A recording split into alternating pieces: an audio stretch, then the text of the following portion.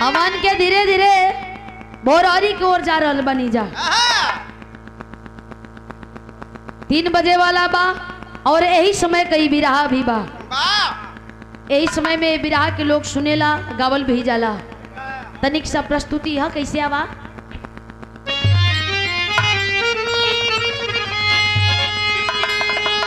सच्ची भक्ति बनी क्यों धरा की धरोहर, भक्ति में क्या विराजमान शक्ति भी होती। भक्ति तन मन को निर्मल बनाती है क्या, भक्ति से ज्ञान चक्षु को मिलता क्या मोती। भक्ति कर बोले शंकर बने क्यों मना दे,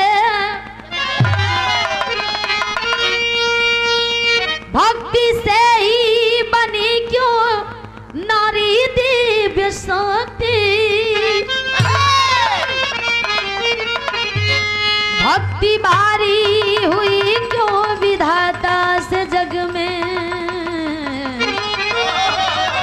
बन गई भक्ति क्यों ग्रंथ काव्यों की पोती।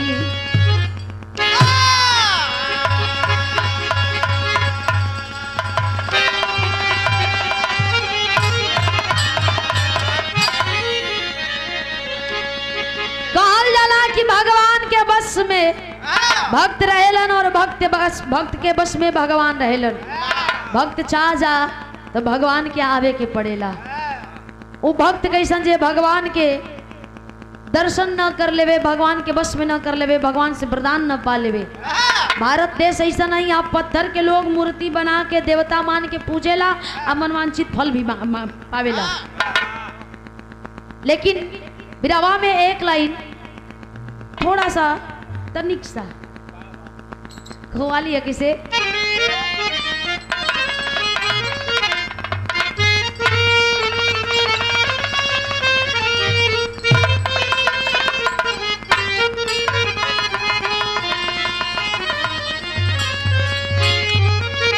स्वर्गीय रामदेव दादा, स्वर्गीय बुल्लू दादा वो समय में गावत रहलन।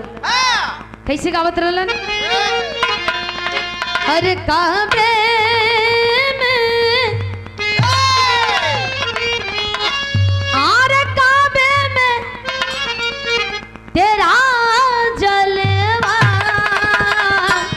काशी में नजारा है,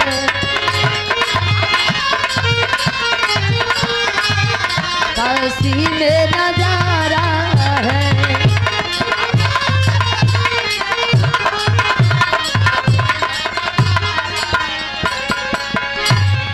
और काबे में तेरा जलवा,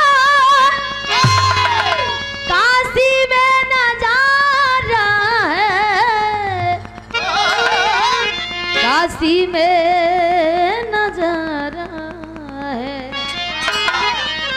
अरे ये भी हमें, अरे ये भी हमें, अरे प्यारा है, ओ भी हमें प्यारा है, ओ भी हमें प्यारा है।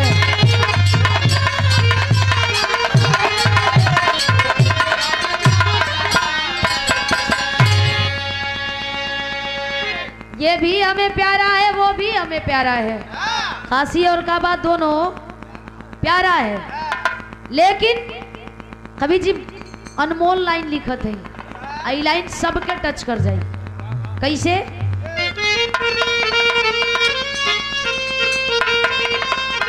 अरे अनमोल, अरे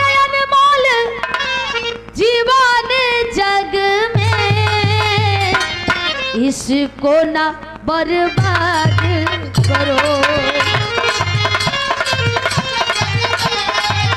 इसको ना बर्बाद करो।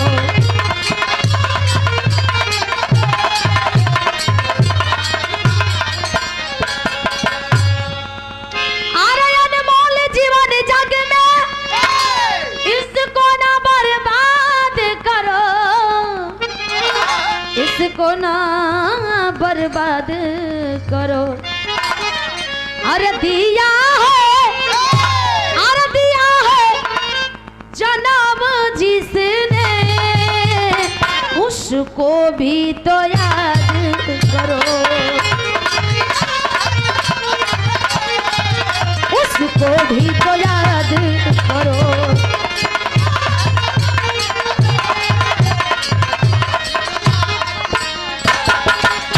छोटा मुंह बड़ी बात, ए लिए कहली है। प्रभु भगवान भी नाराज हो जालन, जानत हो कब? जब घर में बैठल मतारी बाप के दुख होला और लोग जाके पकवान पर पकवान, जल पर जल चढ़ावेलन, दूध पर दूध गिरावेलन, उसमें भगवान भी नाराज हो जालन कि घर में बैठल देवी देवता के थोड़ा सा ख्याल कला, एक बाद हमें पूछिया है कि बतावल जाला कि दिवाली का दिन पहले दिया देवकुर पर बारल जाला, घर में बारल जाला, एक बाद बहरे बारल जाला। तो घर में बैठल देवी देवता मतारी बाप एक रोटी खाती, एक गिलास पानी खाती डहकत बनन भैया, और बहरे जाके पकवान चढ़ौले से कोनो फायदा ना हुई। लेकिन सती अनुसुईया के सभी जाना था, वही सती सावित्री पतिव्रता नारी जिन्होंने अपने पति का प्राण यमराज से लड़ करके वापस लाया, उन्हीं के गुरु मल्ले रली नर्मदा। नर्मदा गुरु मल्ली भक्ति भजन भाव करे के उपाय ना पता कैसे कईल जाला।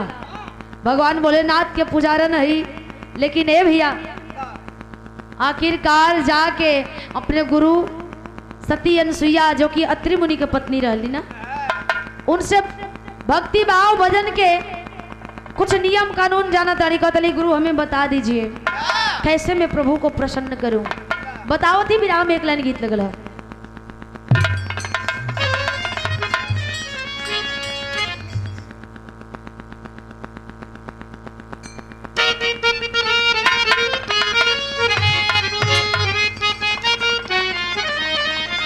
हई देखबा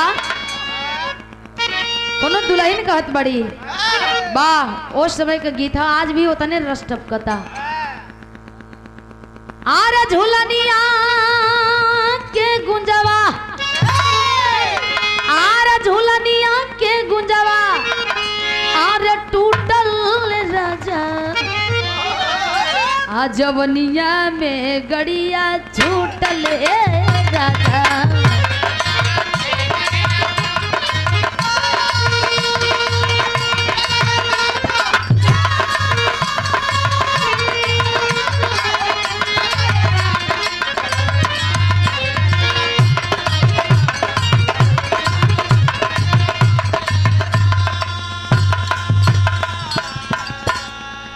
का कलिया मनी का तो सुनाई लगी जवनिया में गणिया फाटल रहला, मैं उहे सुनाई ले भैया। हां कनो का कमजोर न बड़ा, हम तो कहीं दहिया का कमजोर बड़ा, ऐसे तोरा सुना गइल है। हम कहतनी जवनिया में गड़िया छूटल ये राजा, इन्हें ज्यादा सुनाई देत था सुखाइल चच्चा के।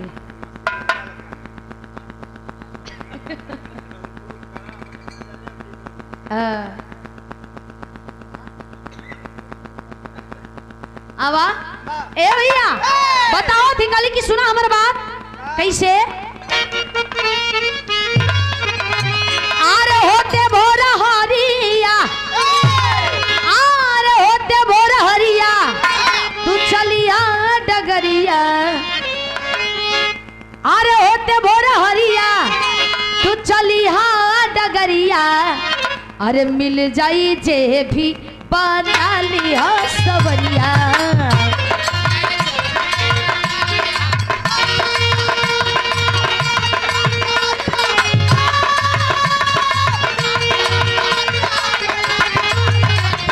शाबाश शाबाश।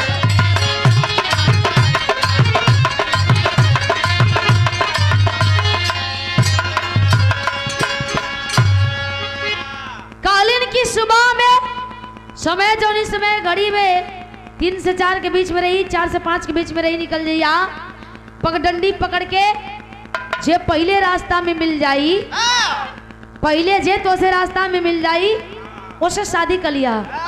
कुकुरो बिलार सियार हो एक पगी मनई चले नहीं देते हो दादा। कुकुर बिलार सियार से आदमी के इंसान के बियाह होला। रास्ता में पहले हुए भेटा जा सकता तोहर कुतिया से भयला ना ना। खैर बुरा मत मनिया।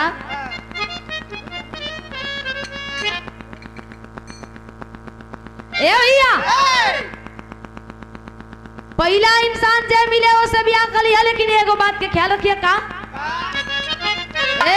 अरे लूल्हा या लंगड़ा चाहे होके विद्वान हो, अरे मान लिया पति जानी करिया अपमान हो, अरे सुख दुख में साथे रहिया, अरे सुख दुख में साथे रहिया, आठों पहरिया मिल जाई जे भी बना ली हो सवरिया।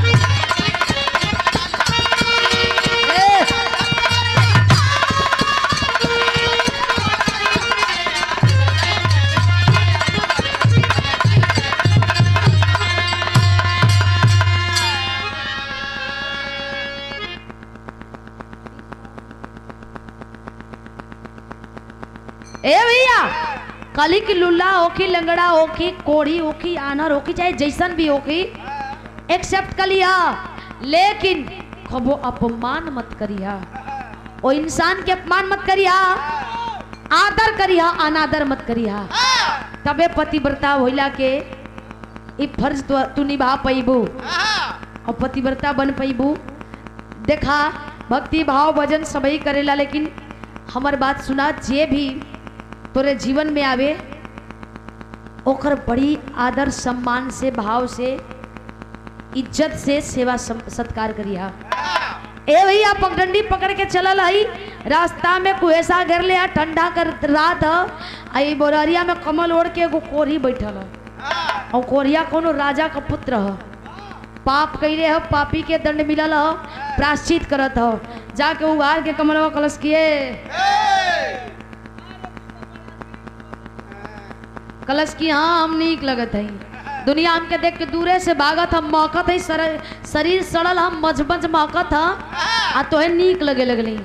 कलश की जाना तू आज से तू हमार राजा, हम तुहार कलश की केवना घर से ते आई ले चढ़बाक लागत है, बनल बाप के बिगड़ल औलाद हूँ, जा देखा यहाँ दाल ना गली दूसर द्वार देख ला। कलश की दाल तो यहाँ गली चाहे जैसे गले, प्यार से मनबा मान जा, ना ही जबरदस्ती भी करब। हम गीत बदला था कैलीन का नर्मदा, कोनो ननद भौजाई आपस में बतियावत है, आरे पियावा, अरे पियावा मिला ला ला ला मुनावा बोलई के सपना आए बाबूजी।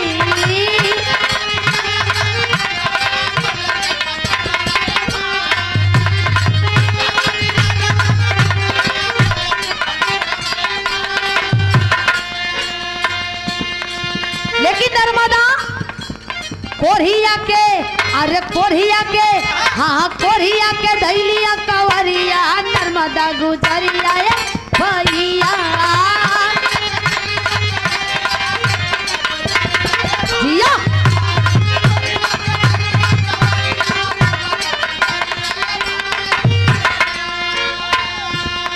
भाड़ा कवारी पकड़ ले अलस, कलश की छोड़ा हमें, छोड़ा कोरिया कहते हमें छोड़ा, नर्मदा कलश छोड़बे ना करब। कहे का कोरिया कहेला जानी मारा हमर जानवा जिया।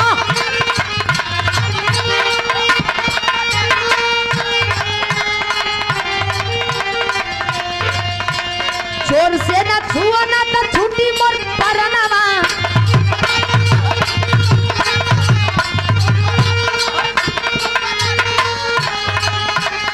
कहता कि जेने धरत हूँ एकदम शरीर महकता, आई बज बज करत एकदम हम लगत कि हम ना जिए, छोड़ा हमके कैलस का धोए लगली, अरे धोए लगली गुजरिया भैया।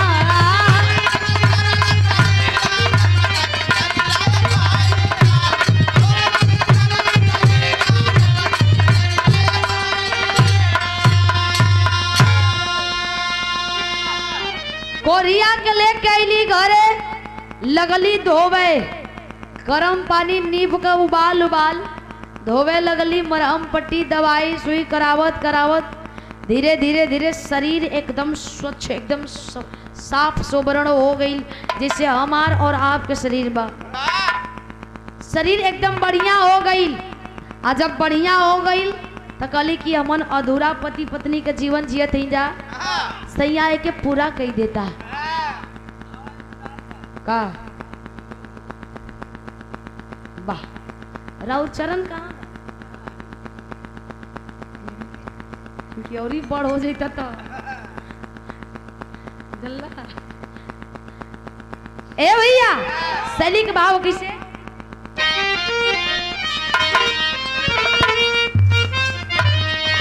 जोगिनिया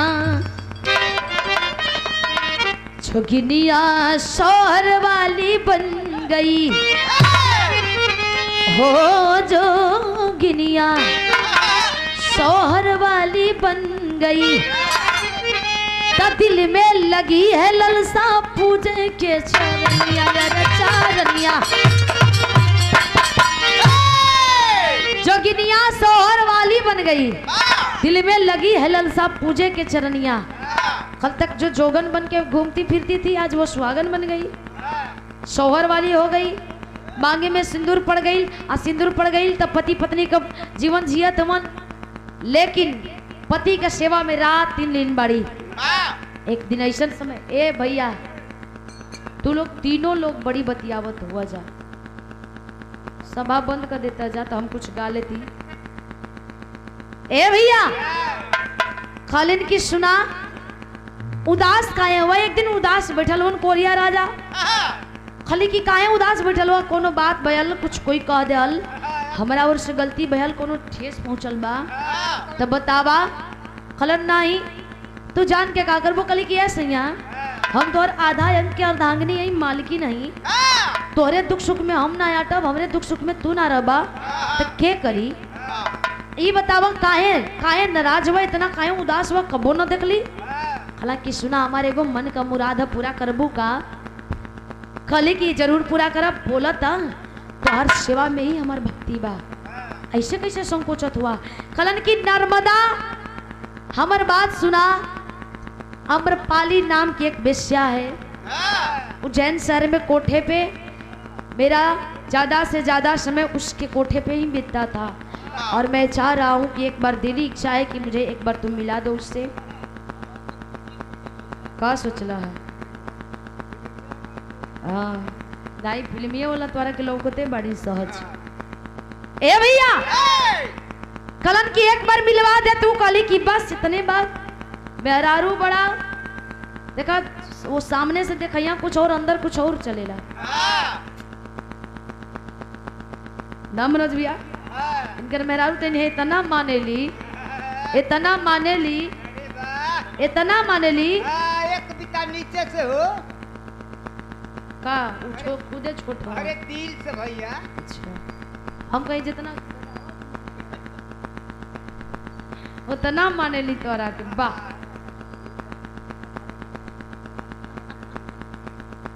ए भैया माने ली भौजाई, ऐसा कोनो बात थोड़े है,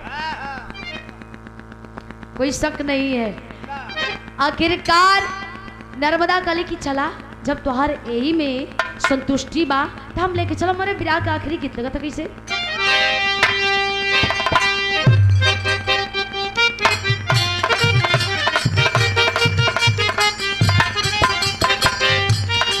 कोनो दोस्त दोस्त खाती कहले बा, दोस्त ऐसा हित न दोस्त ऐसा दुश्मन कोई ना हो सकेला। दोस्त चाहेला तो जान दे देला, दोस्त चाहेला तो जान ले लेला। बार दोस्त कलश की दगा कर दे सारे, थोड़ा सही उम्मीदें ना रहे। का कहे? अरे अच्छा सीरा दिया तूने मेरे प्यार का, वसीला दिया तूने मेरे प्यार का, यार ने ही लूट लिया घर यार का, यार ने ही लूट लिया घर यार का।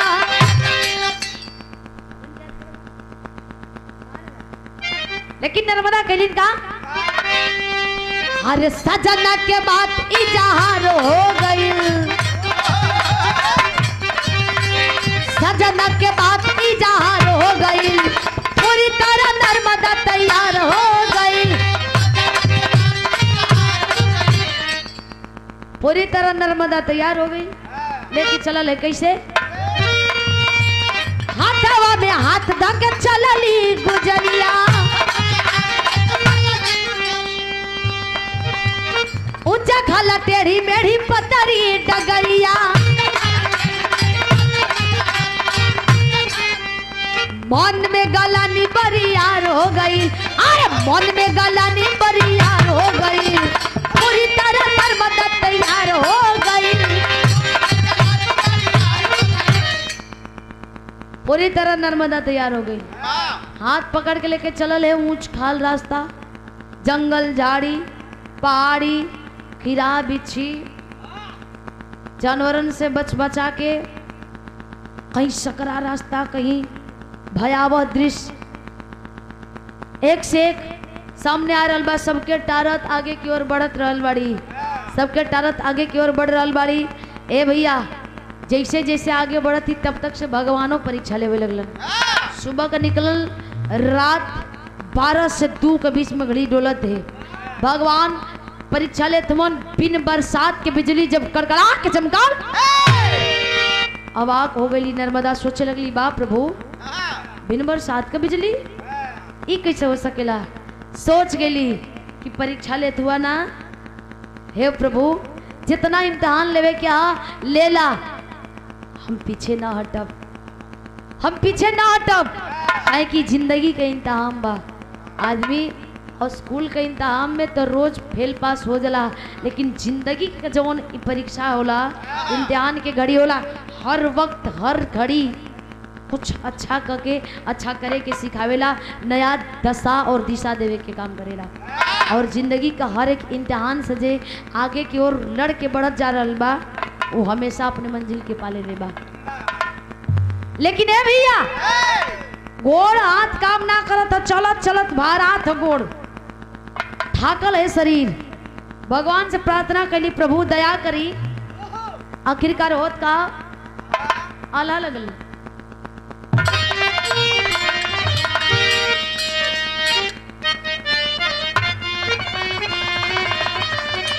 अरे हाय नारी नरम होली,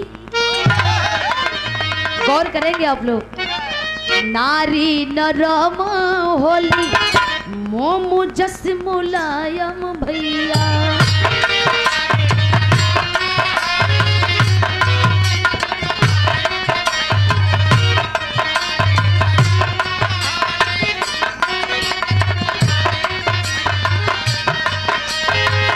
लोहा जस कठोर होली, जाने ला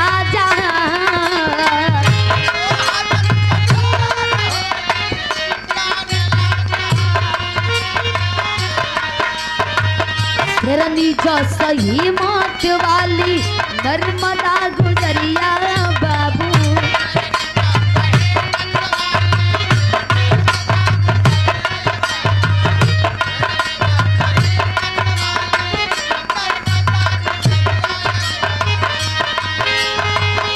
लेके पति को पहुंची शहर सीनाता,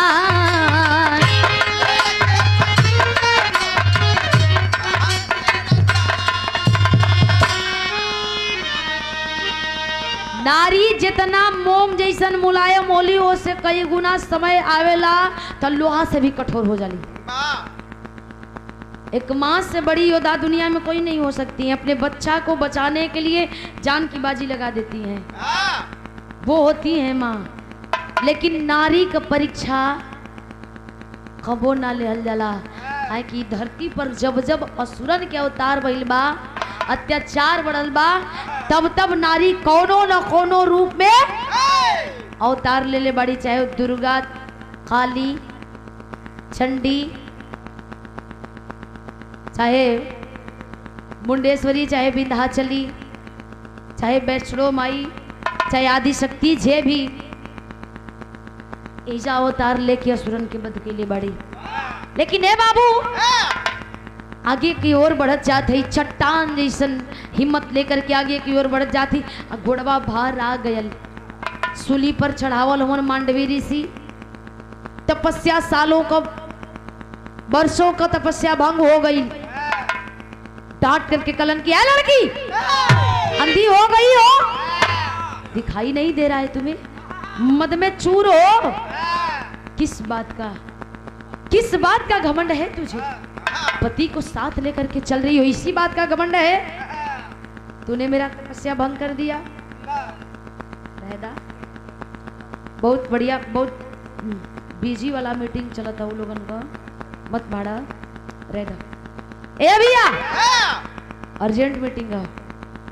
आखिरकार खलन की तपस्या हमार सालों साल का आज भंग कर दियालू, एक प्राश्चित तो है करे कि वही हाथ जोड़ करके कह रही है कि मुनिवर मुझे माफ कर दीजिए, गुरुदेव मुझे माफ कर दीजिए, साधु बाबा मुझसे जाने अनजाने में भूल हो गई, मैं जानबूझ करके नहीं की हूँ। नहीं, इसका प्राश्चित तुम्हें करना होगा। तुम्हें क्या लगता है तुम्हें दंड अवश्य मिलेगा? जानती हो क्या, जिस पति को लेकर के इतरा रही हो, सुबह होते ही तुम्हारा पति मर जाएगा और तू विधवा हो जाओगी। कलश की नहीं, इस वचन को वापस ले लीजिए। खलन की वापस तो मैं वचन लूंगा नहीं, क्योंकि मुख से निकला हुआ ये जबान, ये बाणी और तीर से, कमान से निकला हुआ ये तीर, ये दोनों कभी वापस आए नहीं है कि हम वापस ले लें। इसका प्रायश्चित तुम्हें करना होगा। कलश की मान जा प्रभु, मान जईता, अब वो समय हम मान जा कलन की ना। कलश की ई चुटकी भर सिंदूर का कीमत तू का जन बे साधु बाबा, जिंदगी भर ई जंगल में भटकत रह गईला। तो के पता बा दुनिया का दौलत एक तरफ, आई सिंदूर का कीमत एक तरफ। कोनो अभागन का मांग में सिंदूर पड़ जाला, उ सुहागन हो जाले तो दुनिया का हर खुशी होके मिल जाला। और तोहरा के मजाक लागल बा, तुम्हारे पति के मार देबा, ऐसे कैसे मार देबा? जितना पावर और जितना शक्ति लगाला, हमें ना पहचानत हुआ, हम पतिव्रता नारी हैं।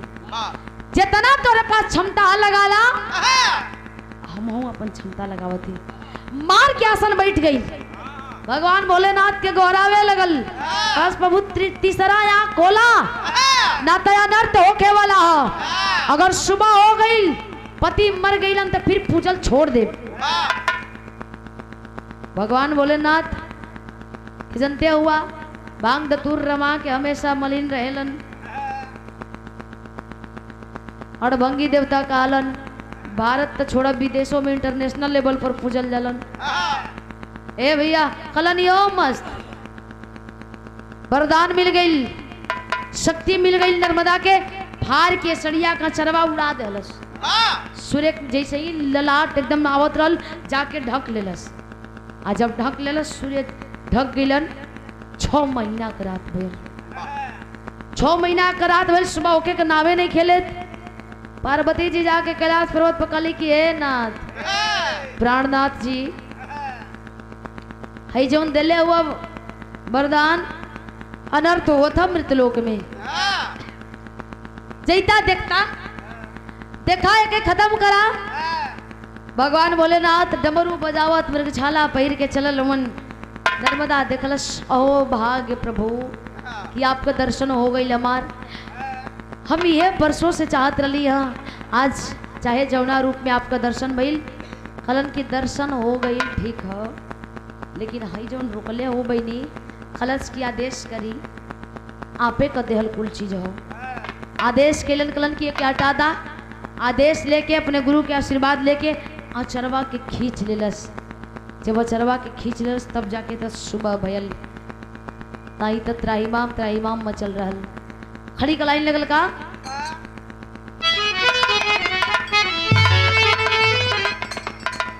राम निधि ठेकेदार हमारे गार्जियन जी हम चाह के रुआ मंच पर आ जाए, मंच पर आ जाए।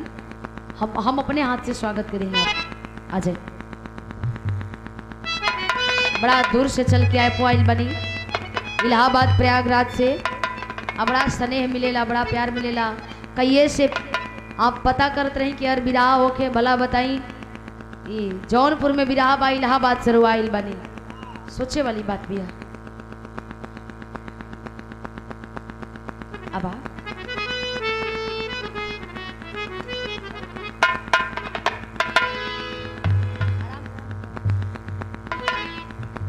तनी आप लोग ताली बजा के सम्मान कर देगा कि अतिथि थे वो बाबा होलन। आई अमन के खातिर अतिथि बन के यहाँ के आइल बनी। ऐसे थोड़ा सा ताली बजा के आप लोग आशीर्वाद दे दी। वाह, बहुत बहुत धन्यवाद बा आप लोग के आशीर्वाद दिया गई बा। सुंदर ये पुनः 200 रुपया दे करके हौसला बढ़ावल गई बा हमरे पूज्य गुरु जी की ओर से। बा बहुत बहुत धन्यवाद बा। बड़ा प्यार बड़ा स्नेह रहेला रहीला इलाहाबाद, लेकिन प्यार बरसत रहेला बिहार तक। वाह वाह गुरु। ए भैया आवा सुन के ऋषि राज के श्राप दिल में लागल अगिया, कैसे से नुरा बाराइल मोर दवाई मंगिया।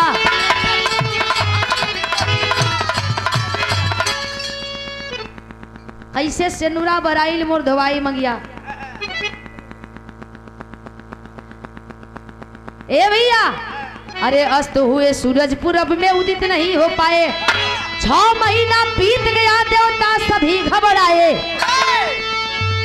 तब मृत लोकवा में आइले भोला पानी के जोगिया। तो कैसे से नुरा बराइल मोर दवाई मंगी।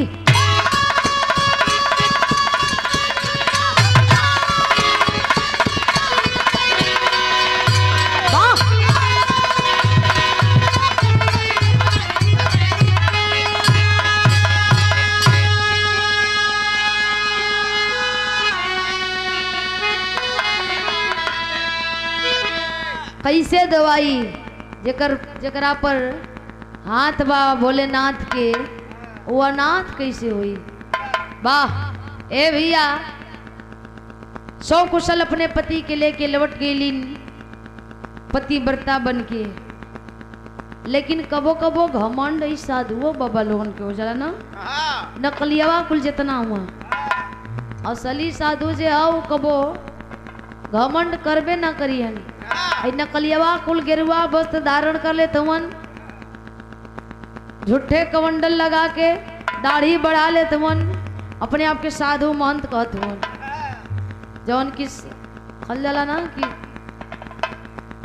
डूब के पानी पियत रहलन, अटक गई मछरिया जौन भइल तो पता चल गई तो वो हाल बा। ये लोगन के चलते बढ़िया बढ़िया संत बदनाम हुवन। आई अपने देश में कहो बदनाम हो कुल।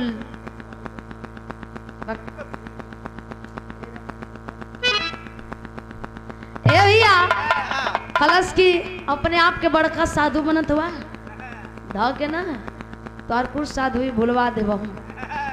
हिला दे कढ़िया हो। आखिरी भाव का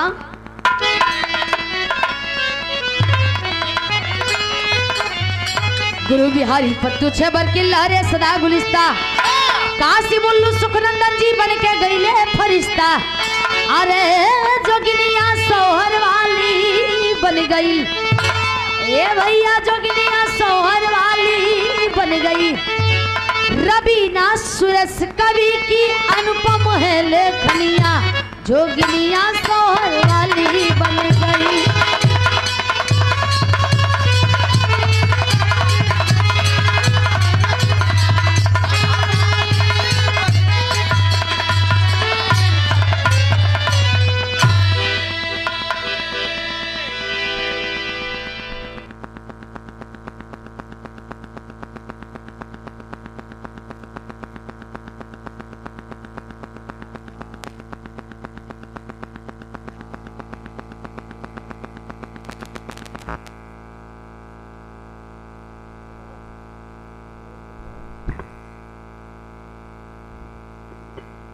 हेलो